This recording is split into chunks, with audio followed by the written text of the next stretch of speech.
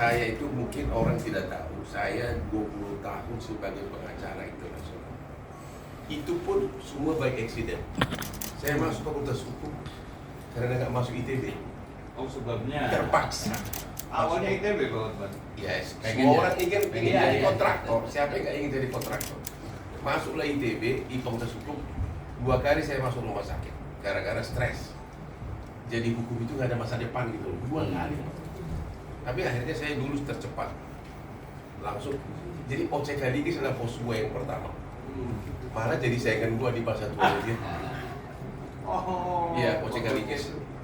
Kemudian saya dipindahkan, diminta Profesor Subektiar dulu di Koper Data, masuk ke Bank Indonesia tanpa testing karena prestasi. Saya masih umur 20. Menurut Beida yang teman gua satu kelas. Ya, itu masih satu kelas. Tapi di situ saya frustasi bunuh diri. Karena disuruh belajar accounting neraca, aku nggak mau gitu loh. Accounting itu sama neraca, kalau di awal kita nggak ikutin, udah deh sampai makin parah. Kayak orang bego kita di ruangan analisa debit, nggak ngerti debitnya pun nggak tahu di mana. Nah, tapi saya mulai saya tahu pengacara internasional, saya masuk kantor Buyut yang bulinya banyak. Disitulah saya tahu ternyata pengacara banyak yang kaya loh. Banyak bully-bullynya di situ. Ada sini pindah ke Makarim Daerah yang Menteri Pendidikan sekarang. Ya. Ya. Bapaknya dia lah saya 20 sama bapaknya dia 20 tahun. Itu menterinya masih suka gua cubitin kupingnya. Masih kecil.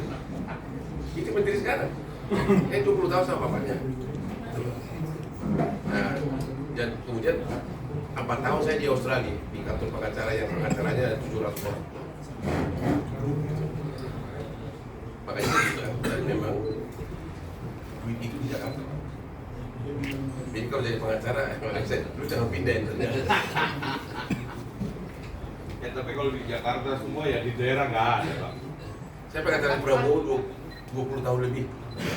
Semua perusahaan ini gue yang pegang sama adiknya hasil. Ya.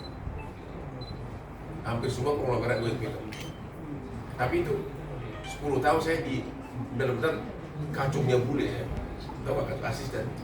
Benar-benar bule itu kita disuruh kerja habis-habisan. Tuh.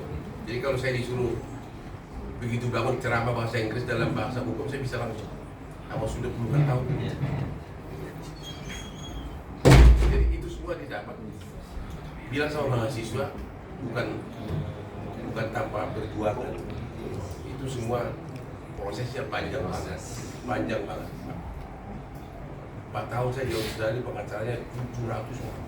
700. Ada di Instagram saya itu masa-masa kalau jam makan siang duduk di taman gudang garam yang saya pegang ini masih perokok bila. Itu memang guling-guling. Sekarang sudah bukan ahli hisab sekarang. Sudah bukan ahli hisab sekarang. Masih juga. Enggak, kena itu. Oh. Karena apa itu dada pernah itu? Paru-paru. Bukan pernah itu. Bronkitis asmatik. 20 tahun saya sakit. Harus berobat terus. Asal corona, tapi sekarang udah mulai. Justru saya sibuk gara-gara corona. Iya itu gara-gara. Tahu kenapa itu? Gara-gara corona jadi mungkin kegiatan berkurang, apa berkurang malah Udara juga mungkin lebih malah bersih. dulu saya tiap sekali sebulan ke Singapura.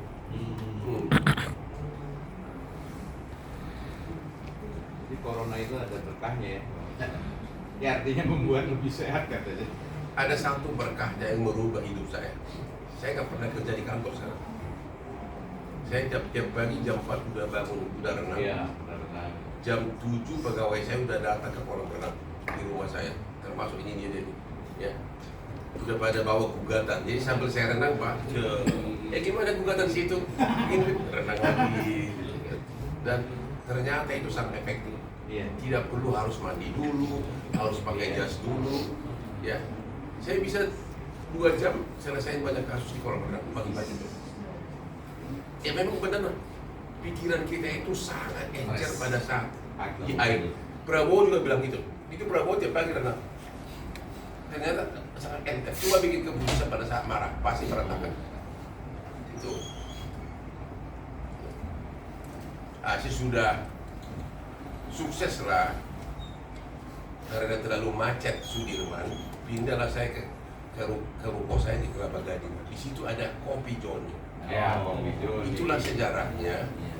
Sebelum corona, Bapak akan terkejut melihat orang datang persis seperti mau nonton bola, tunggu kuat agar bisa ketemu saya. Seluruh Indonesia. Jujur, udah kayak gitu pesantren. Iya. Yang kasusnya gue buka akhirnya ketahuan muridnya itu dianiaya, bukan. Yang terakhir di mana Pak? Pediria. Bukan. Jambi yang dibilang kesetrum, ya kan? Kesetrum. Polisi juga nggak mau apa-apain. Akhirnya polisinya, dokternya gue baikin, gue dapat visumnya. Patah tulang di mana-mana, mana ada kesetrum patah tulang. Expose langsung. Pindah kan kita yang buka Pak. Iya. Gue yang buka. Pokoknya kalau masuk di Instagram gue kasus Jokowi pun buka, ini ada nomornya semua sama saya, seluruh orang dekat. Tapi memang saya tidak sembarangan naruh, gitu. Iya. Tidak sembarangan, tidak mencari popularitas. Orang kan banyak buka LBH gara-gara ingin terkenal. Pemula, kalau gua nggak, justru terbalik, sudah terkenal baru masuk. Itu. Lalu di sini kan tempatnya luas gitu kan. Udah sering tokoh-tokoh kasih motivasi. Gaya pendidikan Harvard di mana kalau murid itu hafal ya seluruh ayatnya. Iya. Oke, kalau murid itu bisa hafal seluruh ayat, tapi lain. Kalau di Harvard itu untuk lulus fakultas hukum, ratusan jurisprudensi dia harus tahu. Jurisprudensi, karena memang belajar kasus itu paling bagus adalah dengan membaca kasus. Ya, kalau itu diterapkan di sini bisa jadi alumni terbaik. Nah itu saya kasih untuk support itu. Dan untuk menunjukkan keseriusan kita. benar, saya baru sadar kenapa orang-orang Cina kaya. Mereka dari muda langsung bisnis. Kalau kita ini kan fokus makan gaji. Iya. Serius. Ya. Saya ini terlambat bisnis. Coba kalau dari muda. Hukum juga bisnis. Cuma kan sudah banyak duit dari pengacara, nggak tahu cara mutarnya. Itu loh. Paling beli rumah, beli ruko, kayaknya menggunung begitu, nggak bisa mutar. Baru 5 tahun terakhir ini saya aktif bisnis besar-besaran. Makanya saya harus bilang nih, saya juga salah satu pemegang saham yang pernah Anda dengar heboh. Yang itu yang Hollywood. Itu kita sudah 62 night club seluruh Indonesia. Bis club terbesar di Bali, terbesar di dunia malah, di pantai gitu. Tapi itu ya mungkin dari segi minuman ya, saya bisa beli. Tapi itu jauh lebih bersih daripada yang di Glodok sana. Kalau di Glodok itu banyak cewek LC-nya Pak. Sama narkobanya. Kalau di sini enggak. Gitu loh. Resmi lah gitu ya. Resmi. Iya. Resmi. Nah, di situ itu yang mau saya tekankan bahwa bisnis itu perlu diajari untuk anak. Dengan bisnis lah dia bisa masa ekonominya, ya kan? Itu yang kurang. Kita dulu nggak tahu itu. Kita ini kan terutama pribumi ini kan ya kan yang penting kerja, ya kan? Yang penting kerja udah cukup gitu loh.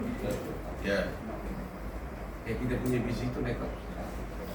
Ada satu bis club itu pantai namanya Fins di Bali. Satu malam 2 miliar. Satu malam. Itu biaya menginapnya Ya. Hah? menginap atau biaya apa? Nah, itu biaya, nggak ada penginapan. Dia itu hanya bikin ada kolam renang panjang di kolam, ada barnya, terus ada DJ-nya.